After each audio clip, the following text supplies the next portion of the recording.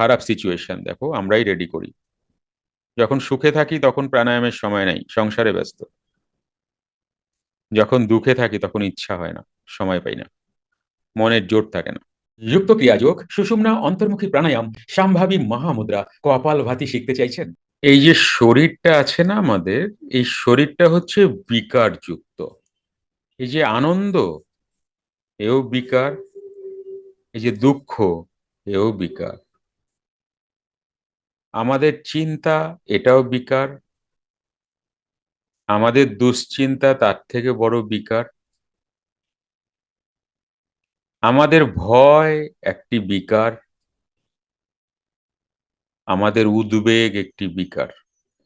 মূল কথা হচ্ছে আমরা এই মন দ্বারা যা যা ভাবি, যেই যেই আবেগে থাকি, ইহা সবটাই বিকার। ক্ষিতি, অপ, তেজ, মরুদ, বোম, এই পঞ্চতত্ত্ব রূপ মহাভূত সকল এবং অহংকার, বুদ্ধি ও মূল প্রকৃতি, আর 10 ইন্দ্রিয় অর্থাৎ চক্ষু, কর্ণ, নাসিকা, জিহ্বা, ত্বক, বাক, পানি, পাদ ও পায়ু উপস্থ, এবং এক মন ও পঞ্চ তন্মাত্র অর্থাৎ পঞ্চতন্মাত্র কি? শব্দ, স্পর্শ, রূপ, রস, গন্ধ, এই সমুদয় হইতেছে চতুর্বিংশতি তত্ত্ব। আর ইচ্ছা, দেশ, সুখ, দুঃখ ও শরীর এবং চেতনা, ধৃতি, ইচ্ছা অর্থাৎ কোনো বস্তুতে আসক্তি, সহদৃষ্টি করিলে ইচ্ছার উদয় হয়। দেশ অর্থাৎ উক্ত ইচ্ছা পূর্ণ না হইলে দেশ ভাব আইসে। দেশ ভাব আইসে। সুখ অর্থাৎ ওই দেশ ভাব হয় সুখ ভোগের নিমিত্তই, তাহা না পাইলেই দুঃখের উদয় হয় এবং দুঃখেতে মৃত্যু হয়। শরীর অর্থাৎ মৃত্যুর পরই পুনঃ শরীর ধারণ রূপ আবার জন্ম। তৎপরে মনোবৃত্তি রূপা চেতনা, আর ধৃতি অর্থাৎ জন্ম হইলেই কিছুদিন থাকা, এই বিকার যুক্ত ক্ষেত্রের শরীরের বিবরণ সংক্ষেপে বলিলাম। এগুলোকে এক জায়গায় করলে ভগবানের মায়া বলা হয়। তোমরা বলো না, মায়ার সংসার। এই কোথা থেকে কি উৎপন্ন হচ্ছে? এই হচ্ছে সেই মায়ার সংসার। এগুলি সবই মিথ্যা, ক্ষণিকের। কিন্তু মন এইরূপ ভেবে ভেবে মৃত্যুর দিকে যায়। শরীরের মধ্যে যে প্রাণ অতিরিক্ত মাত্রায় চঞ্চলতা প্রাপ্ত হয়, যাকে তোমরা মুখরোচক হিসাবে বলো ডিপ্রেশন, অ্যাংজাইটি, ওভার থিঙ্কিং, বলো না ইংরেজিতে মুখরোচক কথাবার্তা, সব এখান থেকে সৃষ্টি। আর এগুলো সব বিকার, মিথ্যে। আমরা সবাই প্রারব্ধ নিয়ে জন্মাই, নতুন প্রারব্ধ আসে, সব সংমিশ্রিত আমাদের জীবন। একে কখনো খণ্ডন করা যায় না। যদি খণ্ডন করতে হয়, অধিক প্রাণায়াম করলে এগুলো খণ্ডন হতে পারে।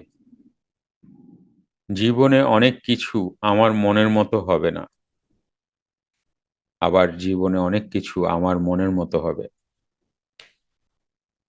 দুটোতেই সমদর্শী থাকতে হবে। কোনোটাতে আপ্লুত হওয়া যাবে না, আবার ক্ষোভ প্রকাশ করা যাবে না। যেন সবটাই প্রভুর দেওয়া, আমারই এবং আমারই কর্ম।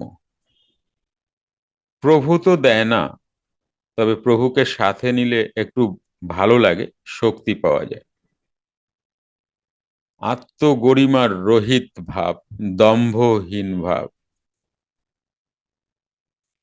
আজকে যদি তোমার মন মতো কোনো কিছু না হচ্ছে, নাই হতে পারে, তাহলে সেটার যদি বিরোধ করো, আমি এত ছোট্ট যে অত বড় ঘটনার বিরোধ করে আমি অসুস্থই হতে পারি, এর বেশি কিছু হতে পারি না যা ঘটছে বা ঘটবে। এবার অসুস্থ হলে একে তো আমার ঘটনা খারাপ ঘটেছে, তার উপরে আবার আমি অসুস্থ হলাম, মানে দুগনা পেমেন্ট পাইলা তুমি। এর থেকে মুক্তির উপায় কি? এর থেকে মুক্তির উপায় যা হয়েছে, নো কমপ্লেন, নো ব্লেম, আর সারেন্ডার। সারেন্ডার তখনই হবে যখন অধিক প্রাণায়ামে তুমি যাবে, কারণ মন বা বারবার বললেই সারেন্ডার হতে অনেক দেরি হয়। তাই যখন সুসময় থাকে তখন প্রাণায়াম করি না, যখন দুঃখে আছি তখন প্রাণায়াম করার সময়ই নাই। আমাদের জীবনে কতটা খারাপ সিচুয়েশন দেখো, আমরাই রেডি করি। যখন সুখে থাকি তখন প্রাণায়ামের সময় নাই, সংসারে ব্যস্ত। যখন দুঃখে থাকি তখন ইচ্ছা হয় না, সময় পাই না, মনের জোর থাকে না। যাবে তো কোথায় যাবে? তাহলে সারেন্ডারে আসো। কোনো কিছু জন্য তুমি তোমাকে নায়ক বা নায়িকা ভেবো না। সবটাই হচ্ছে যেমন, নো কমপ্লেন, নো ব্লেম। আমরা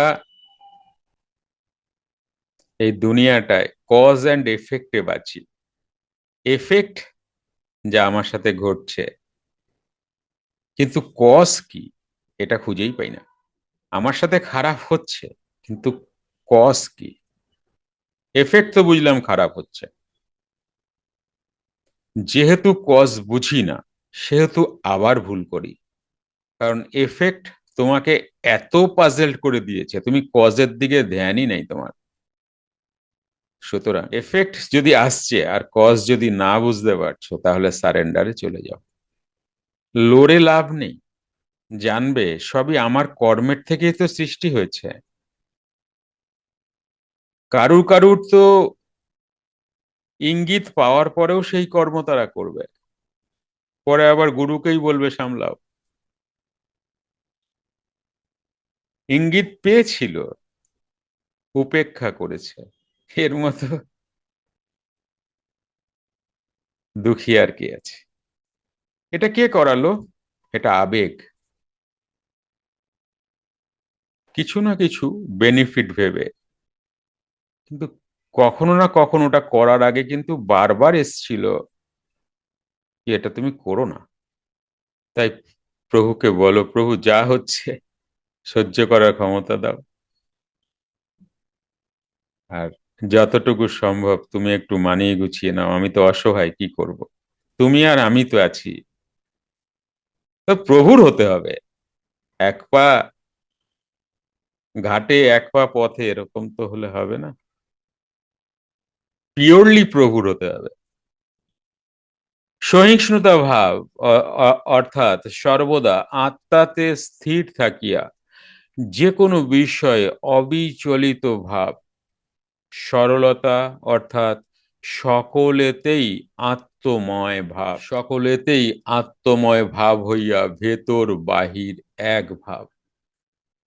গুরু সেবা অর্থাৎ আত্মাই গুরু, প্রাণকর্ম দ্বারা আত্মসেবা করিয়া। গুরু সেবা মানে প্রাণায়াম করা। গুরু সেবা মানে কিন্তু আবার গুরুকে গায়ে তেল ঠেল মাখায় খাওয়ায় দেওয়া, এসব না।